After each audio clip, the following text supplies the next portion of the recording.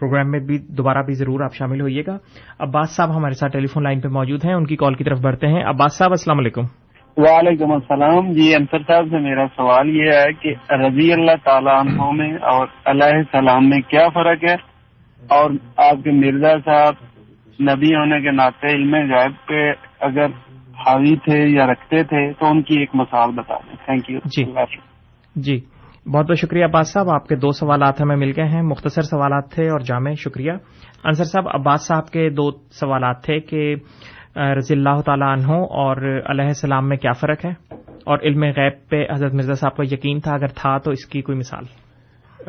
رضی اللہ تعالیٰ عنہ ایک تو خبر ہے جی, کیونکہ ماضی کا صیغہ ہے نا, اور اس میں جیسے سورہ بینہ میں اللہ تعالیٰ نے فرمایا مومنین کے بارے میں کہ رضی اللہ عنہم ورضوا عنہ, جی کہ اللہ تعالیٰ ان سے راضی ہو گیا اور وہ اللہ سے راضی ہو گئے. جی, لیکن عربی محاورے میں یہ دعا بھی ہوتی ہے, اور اس میں ہم یہ کہتے ہیں کہ اللہ تعالیٰ ان سے راضی ہو. تو چونکہ اللہ تعالیٰ قطعیت کے ساتھ بتا سکتا ہے کہ وہ کس سے راضی ہوا ہے کس سے نہیں ہوا, اس لیے ہم تو صرف دعا دے سکتے ہیں.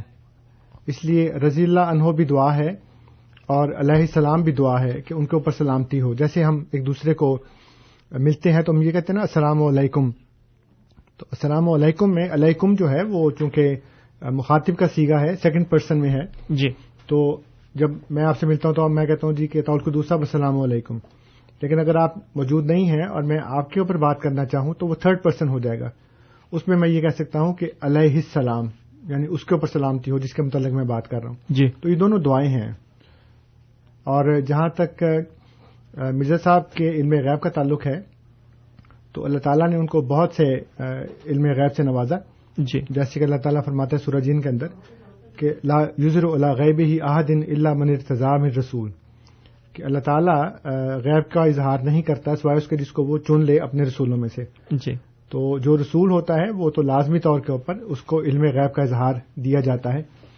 اور ایک مثال اس وقت جو میں دینا چاہتا ہوں وہ یہ ہے کہ اللہ تعالیٰ نے مرزا صاحب کو یہ کہا کہ میں تیری تبلیغ کو زمین کے کناروں تک پہنچاؤں گا.